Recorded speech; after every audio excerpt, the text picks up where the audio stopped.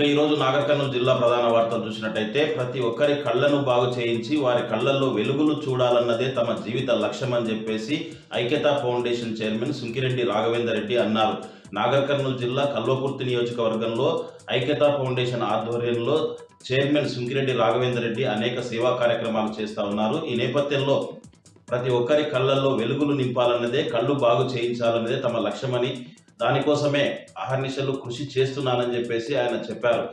ఇప్పటి వరకే వెల్దండ ఆమన్గల్లో కంటి వైద్య శిబిరాలు ఏర్పాటు చేసి ఎంతో మందికి కళ్ళు బాగు చేయించామని, అదే తరహాలో ఈ నెల 5వ తేదీ నుంచి 13వ తేదీ వరకు కల్వకుర్తిలోని CKR గార్డెన్లో మెగా కంటి వైద్య శిబిరాన్ని ఏర్పాటు చేశామని, ఇదంతా కూడా శంకర నేత్రాలయ సౌజన్యంతో సహకారంతో జరుగుతుందని చెప్పేసి, మంచి అనుభవం ఉన్న డాక్టర్లచే కంటి వైద్యం అందిస్తున్నామని చెప్పేసి, ఇప్పటి వరకే నియోజకవర్గ వ్యాప్తంగా 6,000 మందికి కంటి వైద్య పరీక్షలు చేయించామని చెప్పేసి, అందులో దాదాపుగా 600 మందికి కంటి శస్త్రచికిత్సలతో పాటు 4,000 మందికి కూడా అద్దాలు కూడా ఇచ్చామని చెప్పేసి, మిగతా వారికి అందరికీ కూడా ఉచిత మందులు ఇచ్చామని చెప్పేసి కూడా సుంకిరెడ్డి రాఘవేందర్ రెడ్డి తెలిపారు. ఈ సందర్భంగా ఈ కంటి వైద్య శిబిరంలో చికిత్స చేయించుకున్న వారంతా కూడా ఐక్యతా ఫౌండేషన్ చైర్మన్ సుంకిరెడ్డి రాఘవేందర్ రెడ్డికి కృతజ్ఞత తెలుపుతున్నారు.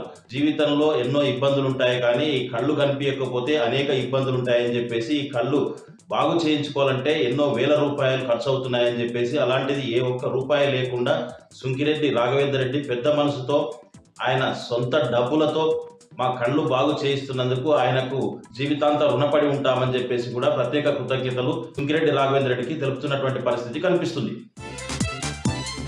మరొక వార్త చూసినట్టయితే ఎగువ ప్రాంతాలైనటువంటి కర్ణాటక, మహారాష్ట్రాల్లో భారీ వర్షాలు కురుస్తుండడంతో శ్రీశైలం ప్రాజెక్టు నిండు కుండను తలపిస్తూ ఉంది. ఉమ్మడి పాలమూరు జిల్లాతో పాటు నాగర్ కర్నూలు జిల్లా పరివాహక ప్రాంతమంతా ఉన్నటువంటి కృష్ణా నది గుండా నీరు వరద ప్రవహిస్తూ ఉంది. దీంతో శ్రీశైలం ప్రాజెక్టు వద్ద 3 క్రస్ట్ గేట్లు ఎత్తి 10 అడుగుల మేర ఎత్తి దిగువ నాగార్జున సాగర్కు నీటిని విడుదల చేస్తున్నటువంటి పరిస్థితి కనిపిస్తూ ఉంది.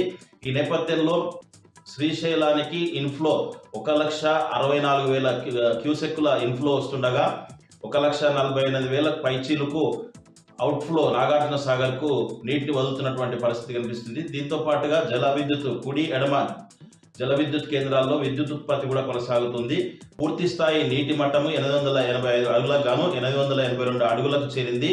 215 టీఎంసీలకు గాను 203 టీఎంసీలకు చేరింది. దీంతో అక్కడ కృష్ణా పరివాహక ప్రాంతంతో పాటు శ్రీశైలం ప్రాజెక్టు వద్దకు పర్యాటకుల సంఖ్య కూడా పెరిగిందని చెప్పవచ్చు.